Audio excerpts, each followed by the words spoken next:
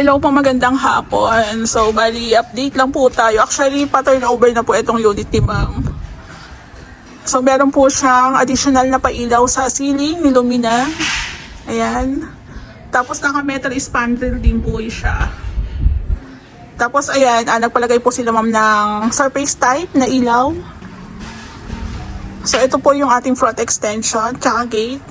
Medyo meron lang po tayong konting mga kalat-kalat pa kasi hahakutin po nila yan. Ayan po.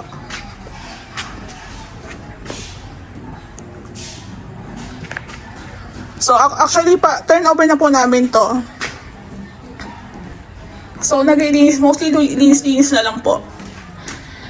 So, bali, explain ko lang po, yung pinaka-design po ng gate is, sa may-ari po yan ang galing. Sabi ko nga po sa inyo sa pinakagawa ng Ray House Makeover, kung meron kayong prepared na design, pwede naman po. Then, kung kaya po namin, go po natin yan.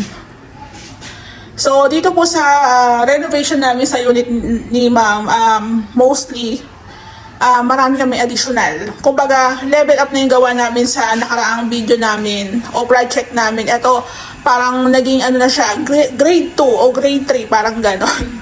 So, ito po meron silang, parang default po yan na sampayan. Yan po. Sampayan po yan, request ng may-ari. So, kami na lang daw po bahala kung paano namin siya i-execute. So, shoutout ko lang po si Kuya Bok na gumawa po niyang ating sampayan. One by one na po ang ginamit.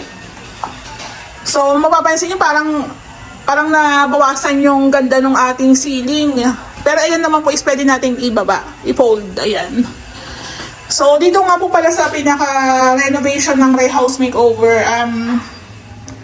only outlets. Ayan po. Ito yung sa washing. Ito additional lang. Kung halimbawa, maglagay po sila ng table dyan. Ayan, meron silang outlet. So, mas maganda pa nagpa-renovate po kayo ng unit. Magpalagay na po kayo ng maraming outlets para hindi na kayo gagamit ng extension. So, doon po sa taas, ayan, meron din po para yan sa CCTV naman.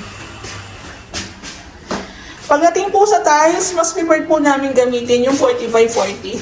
Ayan. Kadalasan po kasi sa 45x40 is hindi madulas. Pero actually, kahit matte or wrap po siya, madulas pa rin. Ayan. So, yung magkabilaan po na side, pwede na daw po siyang sarahan. Ayan. So, mapapansin nyo dito maliwanag. Dito medyo dark. Sa kapitbahay po kasi naharangan na rin ang liwanag. So, ito po yung unit ni ma'am na nakapasok po yung kanyang metro.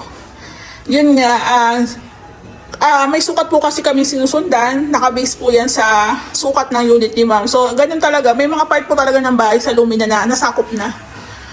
So, meron din po tayong additional dito para kung halimbawa mag-video okay sila. Ayan, meron na nakaabang. Tapos para rin po sa CCTV.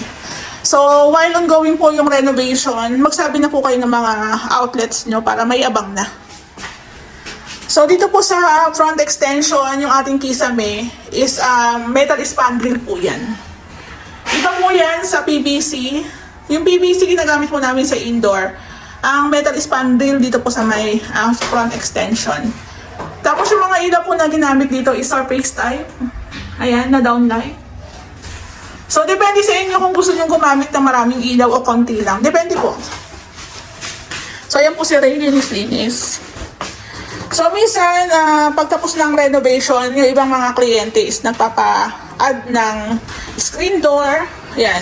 Pagdating po sa screen door, meron po itong mga kulay, may mga design.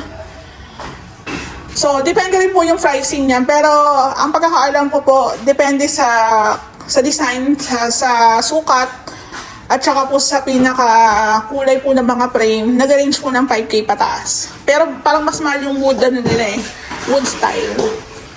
So, ang ganda. So, kung halimbawa, sa contact ko po kayo magpapa-install ng mga screen door, syempre, asikasuhin ko po yan, di ba?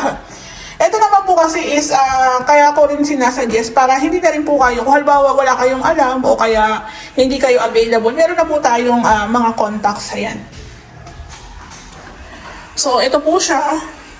Yung main door ni Lumina, stay pa rin po ito. Huwag nyo nang palitan. Sinasuggest ko huwag nyo nang palitan. Kasi bukod sa bawal, mas matibay po yung steel door. Ang problema lang dito yung nagpipade yung pintura katagalan. Pero na-touch lang. Pero kahit mabasa yan, matibay. Matibay siya. Ayan. So, dito po sa unit ni ma'am, ito na po siya.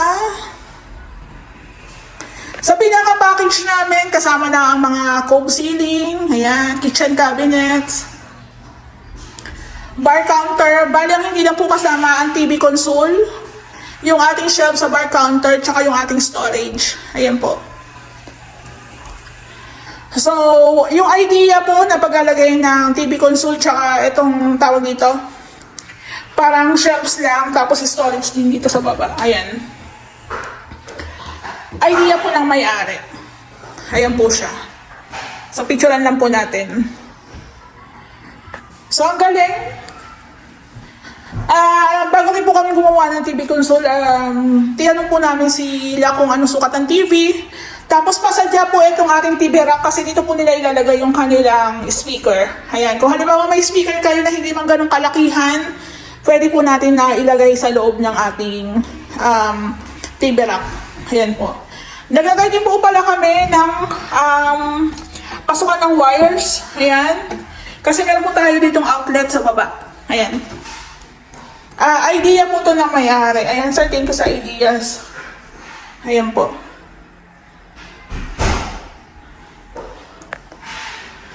So, dito po sa unit ni ma'am, gumamit kami ng metal spandrel sa labas. Dito sa loob, PVC panels, tsaka fluted panels. Ayan. Yung console natin may fluted din.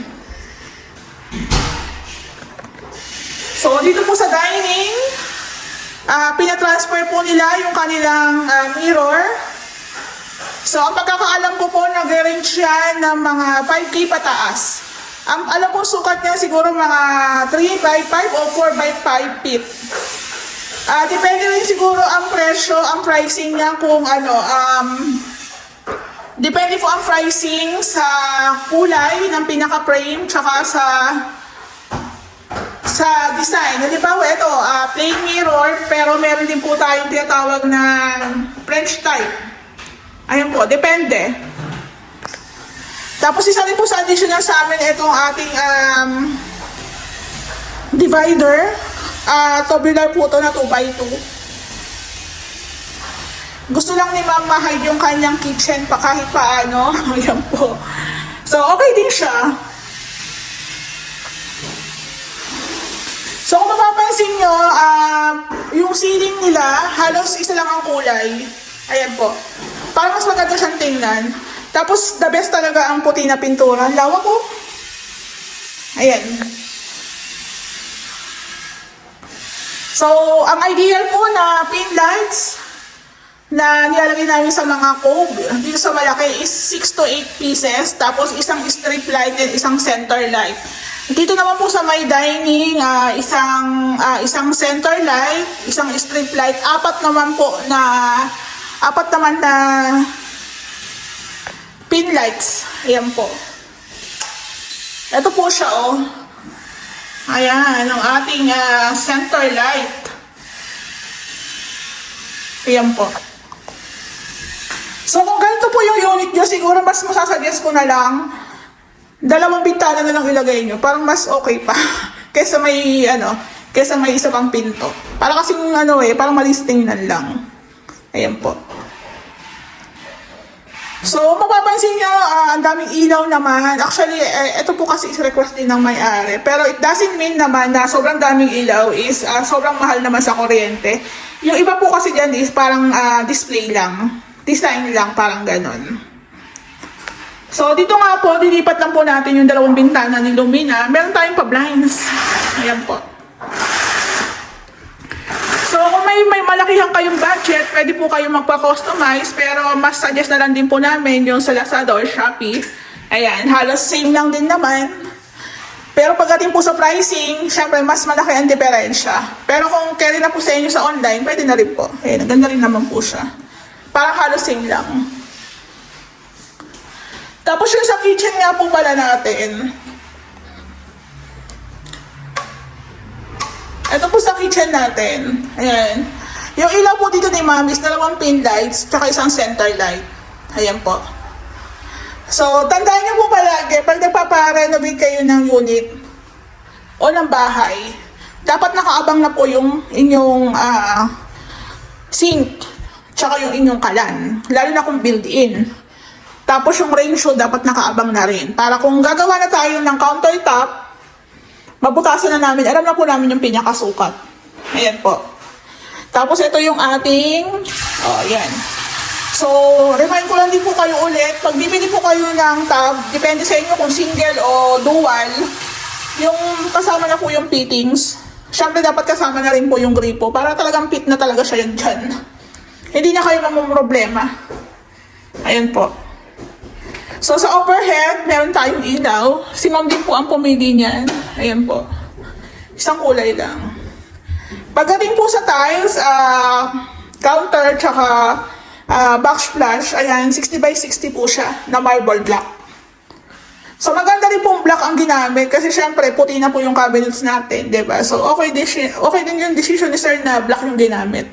Tapos, meron na rin po tayong mga outlets dyan na nakaabang. So, ito po yung lalagyan natin ng tangke. Meron tayong urban. Ayan. Tapos, dito po yung ating pull-out. So, depende na rin po sa inyo. Isa rin po sa paggawa kayo ng cabinets na sa cabinet na tayo, kailangan nakaabang na rin po yung mga accessories nyo. Katulad po nitong pull-out para maabangan. Tapos, ito pong condiments. Ayan po siya. Ayan. Tapos, ito po, kung mapapansin nyo, kaya po kami nag-continuous handle gawa ng, ito po kasi dapat is, ganito rin po yung handle. Kaso si ma'am, nagpahabol po kasi siya ng drawer. Ayan. Dapat po ang handle netong isa is dito para wala pong conflict pag nagbubukas. Kasi yun nga, sabi ko nga sa inyo kung anong gusto ng may-ari, yun po yung susundin namin. So, ayan. Pero wala naman pong kaso kasi okay pa rin naman din siya. Ayan. So, dito sa ilalim yung ating fittings. Ayan. So, napapansin nyo kasi sa mga dual sink natin o single tub, may mga kasama ng fittings. Mas maganda po itong gamitin kasi yan na yung, kaya nga po fittings yan na yung mapipit dyan. So, parang, konti na lang po yung nakikita natin na gumagamit ng mga PVC. So, mas malinis din po kasing tingnan. Mas suggest din po namin yan. Yan din po talaga kasi ang nandyan. Kumbaga, set na yan eh. Ayan. Siguro yung ganong type na PVC ang ginagamit, actually matibay naman to. Lahat naman po ng bagay sa mundo is mawawala ang tibay once lagi mo rin nagagamit, di ba? So, syempre, pag nandito na po tayo sa stage ng cabinet, sabihin niyo na rin po yung sukat ng taas ng rep. Ayan o. Para maabangan na rin po natin siya. So ako, ayun nga, may na-comment sa YouTube na mas maganda rin talaga ma'am ang kahoy. Kasi parang nagawa mo siyang aesthetic ba? Aesthetic daw ang peg, ang ganda nga. Napansin ko lang kasi sa aluminum, parang limit lang. Hindi ko alam parang maliit lang po yung nila, upper cabinet nila. I think nasa 30 yata to, 35 o 40 yata to. Kaya mas bet ko, tapos nalalagyan pa siya ng design. Tapos naka-PVC din po tayo dito sa kitchen. Tapos sinarahan po namin ng cornisa. Ayan, so cornisa na lang po yan. So, linis-linis. So, bago po tayo mag-start ulit, eto, i-share ko po sa inyo, kasi nag-live po ako. Doon nga po pala sa mga nagtatanong, meron po kaming FB page, Rhea House Makeover din po. Pwede po kayong mag-PM sa akin doon, nag-reply naman po ako. Since hindi po kami nagsasabi ng labor cost sa vlog namin, ito po share ko sa inyo yung material cost. Ito po. 640,280. Ito na po yung lahat ng nakikita nyo na materials na ginamit namin dito. Kasama extension, buong unit, tiles, PVC, ito po siya. Sa 640 po, kasama na po yung permit at saka construction ban na 40,500. Pagdating po sa materials, tiles, hardware materials, PVC, spandrel, fluted, small accessories namin, Yung screen door kasama na rin, pati yung glass divider sa may bathroom, 478,703. Tapos yung mga accessories na ilaw, sila man po ang bumili. Rain hood, lavatory, sink, tsaka yung kalan, 55,380. Tapos furniture daw is 65,697. Ayan po. So, gusto niyo pong malaman kung magkano yung labor cost dito, i-PM niyo po ako sa page namin. Ray House Makeover din po. So, again, 640,000. Ganito na kaganda. Kompleto na, ikaw na lang ang kulang. Ayan po. So, ito po, i-mention ko lang din po, itong ating bar counter. Ito lang po yung nasa package, bar counter. Pero pagdating po sa shelves, sa ganitong pong klase, ayan, wala na po akong boses. Nag-live po kasi ako. Tapos ito na, ito po additional, pero minimal lang naman. So sa amin naman po, hindi naman po pwedeng lahat na lang is libre. Lalo na kung matrabaho rin po talaga siya. Katulad po nito, syempre, nag-cut kami ng kahoy, assemblein, tapos mabasilyahin, tapos pipinturahan. Tapos meron pang wirings na kasama. Ayan. So ito pong buong kitchen nga po pala, naka-wall tiles po yan. Wall tiles po yan. Ayan, hanggang dito po. Wall tiles po. So dito po, mas sinasuggest ko na lang na wall tiles na rin. Kasi dugtungan po ito ng CR tsaka ng kitchen. So, kung magkaroon man ng leaks, kahit gumapang dito yung leaks, walang pintura na madadamage o lolobo. Kahit magka-leaks dyan, pupunasan mo lang. Tapos, maintenance ulit ng waterproofing, okay na. Diba? Ganun lang. So, isa rin po sa additional sa amin, itong TV console, tsaka ito po. Ito sadya po talaga to, storage din nila. Ayan po. So, meron pa kami mga natirang wires. Ayan. Yung mga natirang mga materyales, iniiwan po namin yan dito sa unit kasi hiwalay po yung labor namin sa materials. Isa rin po sa naging pahabol sa amin is palitan daw ng pintura to. Ayan. So, dati po itong black, sabi ni sir, gawin na lang din pong same sa gate. So, lalong gumanda. Ayan. So, yung mga ganyang pahabol, minsan hindi na rin namin siya charge kasi syempre, kahit na gumagalaw yung oras dyan ng trabahador namin, kino-consider din po namin yung mga bagay-bagay. Tapos dito po sa may bathroom, hidden door po, ang peg, fluted panels po ang ginamit. Tapos meron din tayong dalawang pin lights dito. Andiyan po sila sa loob. So, ito pong bathroom, bibilihan po namin ng handle yan, gawa ng, wala po siyang handle eh. Ang ganda na. So, mamaya balikan po natin kasi may ginagawa si Ray. So, dito po sa taas, nakapaglinis na po si Ray. Ayan, dito po yung baba natin, ang ganda oh. Yung may-ari na lang ang kulang. Ayan. Dito po sa taas, kasya po 3 kwarto, pero pinaka-ideal, 2 lang talaga. 2 lang, kasi meron tayong meron tayong pa-hallway. So sa mga renovation ng Ray House Makeover, mapapansin nyo, nakakasawa naman, puro na lang, same lang ang design. Kasi syempre, sabi ko nga sa inyo, pag napanood po yung aming gawa, parang gusto rin nila, meron din silang ganun. So, ginagaya na lang, kumbaga nag-level up. Dito po yung ating kwarto. Yan. Buksan po muna natin tong isang bintana. Medyo mainit. Ayan.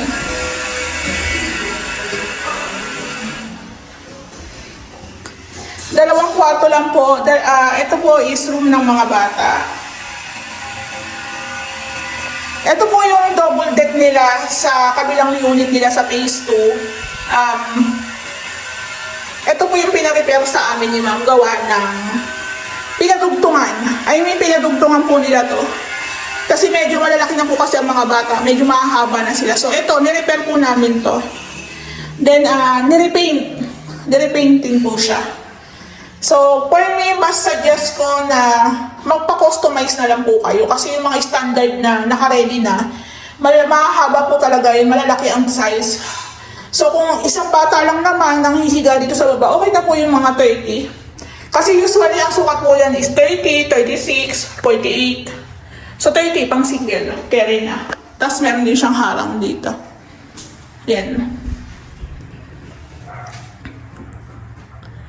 So, meron din tayong AC, meron din tayong blinds. Ayan. So, maliit lang to. Meron tayong pa-hallway. Pero meron din tayong built-in cabinet. Ayan o. Built-in. Saan tayo pipicture? Ayan. Tatlong bukas po to kasi nag-iisa po yung mga bata. Ayan po siya. Ayan. So, dito po sa open, yan po yung ating CCTV. Ayan, kaya po naka-half lang po yan kasi may CCTV po ilalagay. So, ito nga po pala yung unit nila, ma'am, na meron siyang, tawag dito, meron siyang fire exit. Ayan. Ito po additional din to sa amin ni ma'am. So, share ko lang po sa inyo, baka sakaling magustuhan nyo, pwede nyo rin pong ipag-aaya. Mas safe po kasi sa unit po ni Lumina, meron naman talagang fire exit kaso hindi ka kasya. Ayan. So, ito po, mas okay po itong ganito. Medyo malaki po yung ating dadaanan. Ayan o. Hangin. So, hindi ko nga lang po alam kung paano ginawa to ng aking welder. Parang galing Ayan. So, isa rin po sa pinahabol ng may-ari is malagyan ng sukalo yung kanilang pinaka-slab. Meron tayong drain doon. Ayan o. Diyan na po yung bagsak ng tubig. Actually, okay na nga to kasi ang pinaka-concern kasi ng may-ari is yung tubig sa kabilang mga unit is hindi po pumasok sa kanyang slab. Kumbaga, kulong, naka-block. So, yung babagsak na tubig dito sa slab ni sir, kanya lang. Tapos, ando na po yung drain. Pero ito naman po, is nilagyan naman po namin to ng waterproofing, Flexiband, tsaka po ng Sista. So, ito nga po hindi pa na-continue dito. May part pa na hindi pa natapos. So, bali ayan, naka-ano lang po siya. Nakapaikot po. Siguro sa mga susunod namin projects, ganyan na lang din po. Kasi nire-request din po kasi ng nagpapagawa. Pero actually sa iba wala rin halos wala din. Pero yung iba kung meron silang nilalagay. Ayan. So ayan guys, gayahin nyo po itong fire exit sa pinakagawa namin. Kasi importante po, lalo na kung may mga bata. Ayan o. So, na-share ko na po sa inyo yung ating, hindi ko na masara. Ayan. Ayan, hindi ko masara. Tapos yung pinto po natin, remind ko lang po kayo ulit. Molded door lang po ito, lever type yung gamit namin. Tapos, para hindi siya bumangga dito sa fencing board o sa ating partition, naglalagay na po kami ng ayan mo. Stopper. Ayan po. Tapos dito po, meron tayong 4 na pin lights tsaka isang center light. Ayan po. Tapos ito po yung second room. Ito po yung master bedroom. Same lang din po. Ito rin pong bed frame nila galing din po sa kabilang unit nila. Then pinadugtungan. Kasi po medyo hindi kasya yung ating yung pinaka-foam nila. So, ito, bubuksan ko yung konti para sumingaw. Amoy welding dito sa room. Tapos, ayun nga, pina-repair din, das repaint. Tapos, pina-install na rin po nila yung kanilang AC. Actually, ito po is galing sa unit din nila. Pinalinisan muna din, ayan. So, kung doon po kayo sa contact ko, makikipag-transact, maasikaso ko po yung split time nyo. Ayan po. Tapos dito naman, ayan, meron na rin pong kasamang built-in cabinet. Ayan po siya. So, meron tayong 6 na pin lights, tsaka isang center light. Ayan po. So, sa taas naman, usually 60 by 60 ang ginagamit nila na 60 by 60 yung ginagamit nilang tiles. Yun din naman po talaga ang pinaka-suggest namin, 60 by 60. Ayan. So, pagdating po sa mga accessories, kayo na po bahala. Kayo na po bahala pumili. Ayan po, picturean lang natin. Ganda. So, bali, proceed na po tayo dito sa ating bathroom. Ayan. Ito po is hydraulic, naka-hydraulic. Ayan. Tapos, ito po yung ilaw. Ayan. So, bali po, ito is, meron tayong shower enclosure, pero ito po is nakapix lang, hindi siya sliding. So, ang galing din ng pagkakagawa. Ayan, kasyang-kasya pa rin yung ating paadhan. Ayan po. Ito pong cabinet ito pong pinto ni ma'am is wala pa siyang handle. So, bali, anuhan pa lang po namin siya ng handle. Tapos, ito po yung lavatory ni ma'am. Ito nga po pala, kasama na po kasi sa pinaka-package yung ating tawag dito, cabinet. So, request ng may-ari, lagyan na lang po daw ng tiles yung pinaka-ibabaw. Ayan po. Tapos, pinahabol nila yung kanilang mirror. Ayan, ito po yung kanilang towel rack. Yung kanilang toilet bowl. Ayan, yung shower, okay na rin. Medyo lang po dito sa loob, matapang lang po yung amoy ng ng pintura. Ayan. So, ito po kailangan po ito may handle dito sa likod. Hindi ko lang maano kasi sumasara siya. Ayan.